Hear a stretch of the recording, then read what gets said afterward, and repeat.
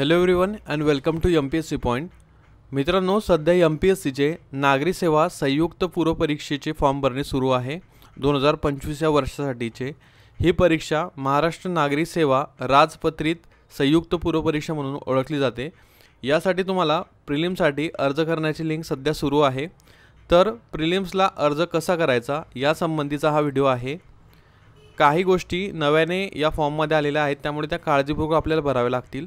बघा, मी अज्यूम करतोय की तुम्ही ऑलरेडी प्रोफाईल बनवलेली आहे, ऑलरेडी लॉग इन तुमच्याकडे आहे.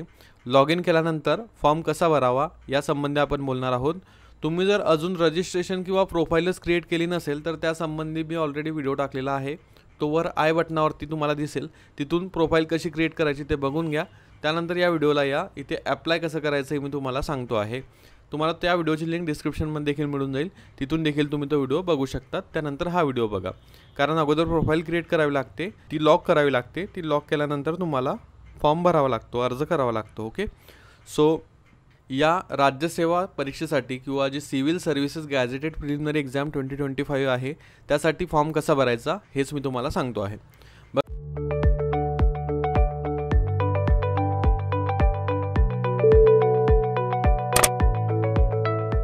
बघा, पहिल्यांदा तुम्हाला MPSConline.gov.in या वेबसाईटवरती यायचं आहे आणि इथे आल्यानंतर तुम्हाला लॉग इन करायचं आहे. लॉग इन या बटनावर क्लिक केल्यानंतर तुम्हाला इथे तुमचा मोबाईल नंबर आणि पासवर्ड टाकावा लागेल. मोबाईल नंबर आणि पासवर्ड टाकून झाल्यानंतर लॉग इन या बटनावर क्लिक करायचं. जसं तुम्ही लॉग इनवर क्लिक कराल तसं तुम्हाला इथे एक कॅप्चा दिसेल. हा कॅप्चा तुम्हाला जसंच तसं इथे फिल करायचा आहे. यामध्ये कुठलीही चूक व्हायला नको, जेणेकरून तुम्हाला पुन्हा भरण्याची गरज पडणार नाही. कॅप्चा फिल करून प्रोसीड करायचं. प्रोसीड केल्यानंतर तुम्हाला इथे माय अकाउंट किंवा होमचं एक सेक्शन खुलेल. होमचं सेक्शन खुल्यानंतर तुमचे प्रोफाईल ऑलरेडी कंप्लीट आहे, लॉक आहे हे चेक करायचं. इथे माय अकाउंट या सेक्शनमध्ये यायचं. बघा, इथे तुमची लास्ट कधी अपडेट केली होती ते दिसतं आणि तुम्ही इथून अपडेट देखील करू शकतात. आत्ता आपली प्रोफाईल लॉक आहे, त्यामुळे ते अनलॉक दाखवते आहे. तर हे चेक करायचं आणि त्यानंतर ऑनलाईन ॲप्लिकेशनला यायचं. ऑनलाईन ॲप्लिकेशनला आल्यानंतर इथे तुम्हाला ज्या काही जाहिराती असतात MPSCच्या त्या सर्व दिसतील. जसं की सध्या राज्यसेवा मुख्य परीक्षेची चालू आहे, नागरी सेवा राजपत्रित संयुक्त पूर्वपरीक्षा जिचा आपण फॉर्म भरत आहोत तर ती देखील सध्या सुरू आहे. Maharashtra civil services gazetted combine preliminary examination 2025. इथे व्ह्यू या बटनावर क्लिक करायचं. व्ह्यू केल्यानंतर तुम्हाला इथे लास्ट डेट ऑफ ॲप्लिकेशन दिसेल 17 एप्रिल 2025. तोपर्यंत तुम्ही फॉर्म भरायचा आहे.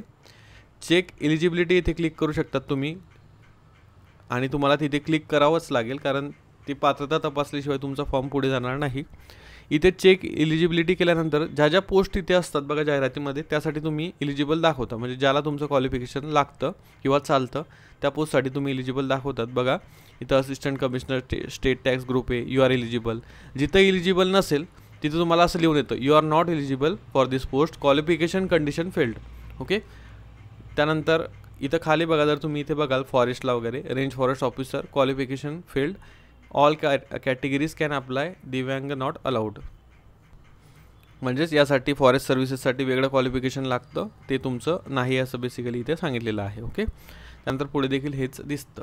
बघा, बेसिकली मग चेक एलिजिबिलिटीवर केल्यानंतर तुम्हाला इथे you are applying for the following post, इथे तुम्हाला टिक करावं लागतं सर्वांवरती.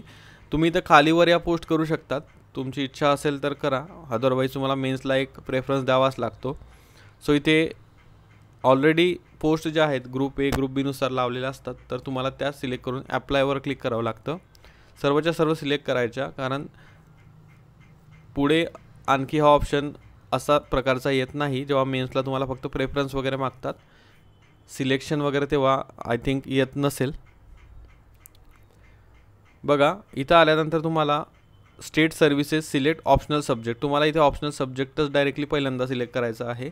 कोणता ऑप्शनल सब्जेक्ट तुम्हाला घ्यायचा आहे तो इथे क्लिक करा. इथे बघा, टोटल एवढे ऑप्शनल सब्जेक्ट आहे, त्यापैकी ऑप्शनल सब्जेक्ट तुम्हाला इथे सिलेक्ट करून मीडियम करायचं आहे. सिलेक्ट तुमचं मीडियम फॉर ऑप्शनल सब्जेक्ट.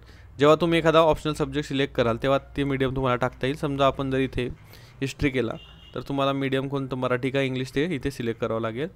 त्यानंतर एक्झाम सेंटरचं चॉईस करावी लागेल, एक्झाम सेंटरची कुठलं तुम्हाला हवं आहे. आणि त्यानंतर डिक्लेरेशनवर क्लिक करून लोकेशन टाकून सबमिट अँड पे फीज करून फी पेमेंट करावं लागेल. अशा प्रकारे तुम्ही हा फॉर्म भरू शकतात.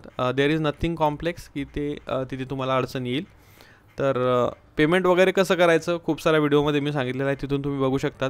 SBIचा ऑप्शन सिलेक्ट करायचा, कार्ड्स वगैरे असतील तर ते लावायचे आणि पेमेंट करायचं.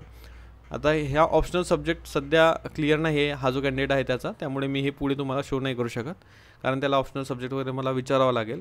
आणि एक्झामिनेशन सेंटर टाकून तुम्हाला डिक्लेरेशन क्लिक करून लोकेशन टाकून सबमिट अँड पे फीजवरती क्लिक करायचं आहे. खूप सोपं आहे, काहीच त्यामध्ये कठीण असं नाही आहे. त्यामुळे फॉर्म भरणे आता खूप सोपं झालं आहे जर तुमची प्रोफाईल पूर्ण रेडी असेल तर. ओके, सो या व्हिडिओच्या माध्यमातून तुम्हाला हीच माहिती द्यायची होती. फी पेमेंट वगैरे कसं करायचं हे ऑलरेडी काही व्हिडिओजमध्ये मागच्या मी सांगितलेलं आहे, तो ते तुम्ही बघू शकतात. सो आय होप तुम्हाला या व्हिडिओची मदत होईल. तुम्हाला व्हिडिओ आवडला असेल लाईक करा. काही डाऊट्स असतील तर कमेंट करू शकतात तुम्ही व्हिडिओच्या खाली, मी वाचेल आणि तुम्हाला रिप्लाय नक्की करेल. आजच्या व्हिडिओसाठी एवढेच. आपण भेटणार आहोत पुढच्या व्हिडिओमध्ये. Thank you for watching.